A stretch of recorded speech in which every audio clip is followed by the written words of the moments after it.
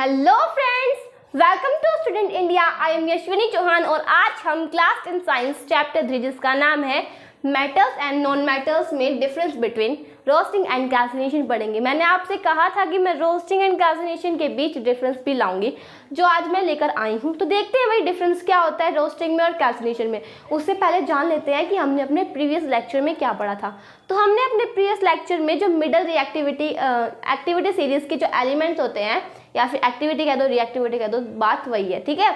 जो एलिमेंट्स होते हैं उन्हें हम प्योर कैसे कर सकते हैं वो पढ़ा था। तो उसके अंदर क्या आया था, रोस्टिंग मतलब कि कुछ और ऑक्साइड फॉर्म में होते हैं, कुछ और सल्फाइड फॉर्म में होते हैं, कुछ और कार्बोनेट फॉर्म में होते हैं। किस में आया था, मिडल एक्टिविटी सीरीज के एलिमेंट्स में बताया था। तो उसके लिए मैंने आपको रोस्टिंग एंड कैल्सिनेशन भी करवाया था। और अब हम इनके बीच डिफरेंस करते हैं कि भाई इनके बीच डिफरेंस क्या होता है, ठीक है। देखिए, ore is heated in presence of excess air और ऑक्सीजन। मैंने आपको बताया था क्या, जो और होते हैं। अब इसने नहीं बताया था कि कौन सा और। रोस्टिंग में एक स्पेशली और होता है, इसमें भी एक स्पेशली और होता है, ठीक है। वो सेकंड पॉइंट में है, देख लीजिए।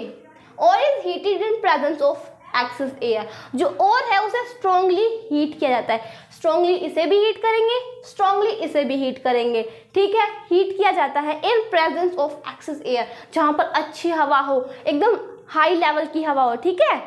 उस एक्सेस एयर उसे ही कहा जाता है, ठीक है।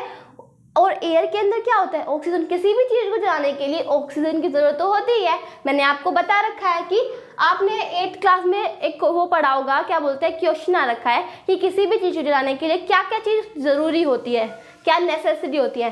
तो क्या क्या आया था, इग्निशन टेम्परेचर होना चाहिए वहाँ पर, और कंबस्टाइल सब्सटेंस। उस सब्सटेंस को जलाना है ना, तो उसके लिए कंबस्टाइल सब्सटेंस देना चाहिए, ऐसा सब्सटेंस जो जल सके। और क्या पॉइंट था, वहाँ पर एयर होनी चाहिए, ठीक है। और एयर में क्या, ऑक्सीजन होती है ना, वहाँ पर ऑक्सीजन की अवेलेबिलिटी होनी चाहिए। तो वही बात है, किसी भी चीज़ को जलाने के लिए ऑक्सीजन की ज़रूरत होती है। तो यही क्या रखा है कि ore is heated in presence of excess air. जो और होते हैं उन्हें क्या किया जाता है, एक्सेस एयर के प्रेजेंस में स्ट्रांगली हीट किया जाता है। और एयर के अंदर क्या होता है, ऑक्सीजन होता है, okay. Use in sulphide ores, मैंने बता रखा है रोस्टिंग हो तो सल्फाइड ओर, क्योंकि रोस्टिंग हो सल्फाइड ओर, ये दोनों अलग अलग हैं। बट कैल्सिनेशन में कार्बोनेट ओर होते हैं, सीसी याद रखो, सीसी क्या रखना है, याद रखना हमको, ठीक है।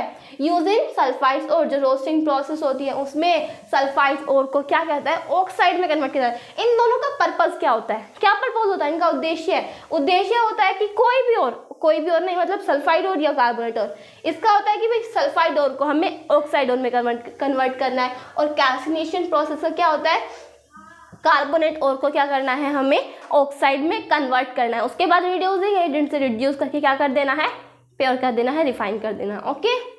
सो क्या कहा कि यूज इन सल्फाइड और, रोस्टिंग जो प्रोसेस होती है उसके अंदर सल्फाइड और को ऑक्साइड में कन्वर्ट किया जाता है। क्या किया जाता है, कन्वर्ट किया जाता है ऑक्साइड्स में in the presence of excess air. और वहाँ पर ऑक्सीजन भी होगी, ऑक्सीजन की रिएक्शन करवाई जाती है इसमें। SO2 is produce along with metal oxide.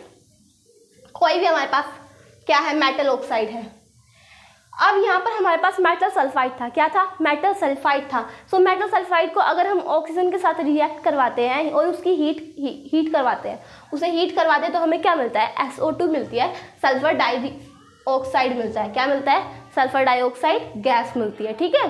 तो इसमें यही क्या रखा कि SO2 is produce along with metal oxide. Metal oxide तो मिलेगा ही हमें, कोई भी ले लीजिए मेटल ऑक्साइड। जैसे कि हमने क्या किया, जिंक सल्फाइड होता है, उसकी O2 के साथ रिएक्शन करवाई तो हमें क्या मिलेगा, मेटल ऑक्साइड तो मिलेगा ही, पर साथ में SO2 भी मिलेगा। यही क्या रखा है इसने, ठीक है। उसके बाद आते हैं कैल्सिनेशन में। और इज हीटेड इन डैश। मैंने आपको ये दे रखा है क्वेश्चन, और आपको इसे कमेंट सेक्शन में मुझे बताना है, ठीक है। मैं आपको हमेशा एक ना एक क्वेश्चन दूंगी ताकि आपकी भी प्रैक्टिस होती रही। मैंने आपको कैल्सिनेशन प्रोसेस करवा रखी है, अगर आपको नहीं पता तो मेरी जो से पहले वीडियो से जाकर देख लीजिए, ठीक है। यूज इन कार्बोनेट और, बता दिया मैंने। रोस्टिंग प्रोसेस में सल्फाइड्स और को ऑक्साइड में कन्वर्ट किया जाता है, जबकि इसमें कार्बोनेट और को ऑक्साइड में कन्वर्ट किया जाता है।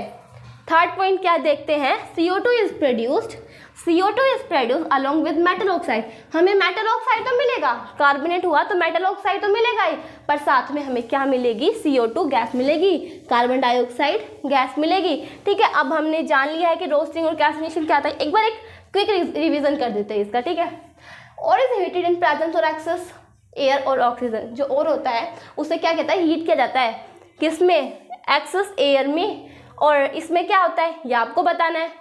Second point, use in sulphide और, ये सल्फाइड और को ऑक्साइड में कन्वर्ट करने के लिए यूज किया जाता है, जबकि ये कार्बोनेट और को ऑक्साइड में कन्वर्ट करने के लिए यूज किया जाता है। अगर हम रिएक्शन करवाते हैं तो हमें SO2 मिलती है, मेटल ऑक्साइड तो मिलेगा, साथ में हमें SO2 भी मिलेगी, और इसमें किसमें, कैल्सिनेशन में CO2 मिलती है। अब इसे कैसे याद करें, SO2 है क्या, SO2 मतलब सल्फाइड और, SO2 मतलब सल्फाइड और, CO2 मतलब कार्बोनेट और, CO2 मतलब कार्बोनेट है। कैल्सिनेशन साथ याद करो कि हमें कौन सी गैस, अगर आप कंफ्यूज हो तो कंफ्यूज बिल्कुल नहीं है ना, हमें बिल्कुल भी नहीं होना कंफ्यूज। जान लिया हमें रोस्टिंग क्या होता है, कैल्सिनेशन क्या होता है, और अब हम क्या इनमें कुछ रिएक्शंस देखेंगे, एग्जाम्पल देखेंगे। ठीक है, तो एग्जाम्पल क्या होते हैं फ्रेंड्स, अब हम देखते हैं कि रोस्टिंग और कैल्सिनेशन के एग्जाम्पल क्या हैं। तो देखिए फर्स्ट एग्जाम्पल क्या है, रोस्टिंग प्रोसेस का।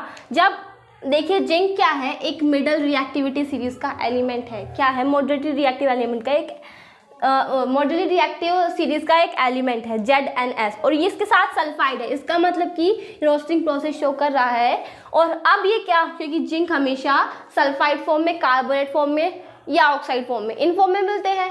ठीक है, +3O2 हमने क्या किया, इसकी रिएक्शन करवाई, O2 के साथ क्या किया, हमने हीट किया इसे, फिर स्ट्रांगली हीट किया in the presence of excess air, जिसमें ऑक्सीजन होती है। तो हमने क्या किया, और हमें क्या मिला, जिंक ऑक्साइड मिला। क्या मिला, जिंक ऑक्साइड +2SO2, मतलब हमें सल्फर डाइऑक्साइड गैस भी मिल गई।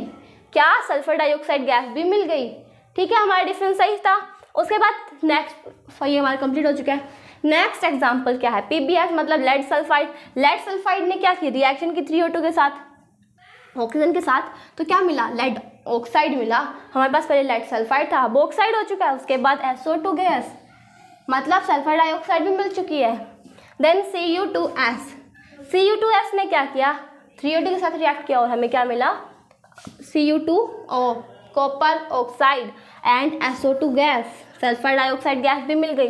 तीनों में हमें सल्फर डाइऑक्साइड गैस मिली। अब हम इसके कैल्सिनेशन के एग्जाम्पल देख लेते हैं कि हमने कंप्लीट कर दिए तीनों के तीनों। ठीक है, अब ZnCO3 जिंक कार्बोनेट था।